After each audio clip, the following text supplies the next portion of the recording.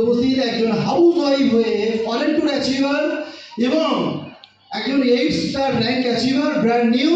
তো ফারিয়ে হাততালি হবে অনেকের জন্য। ফারিয়ে গুড মর্নিং।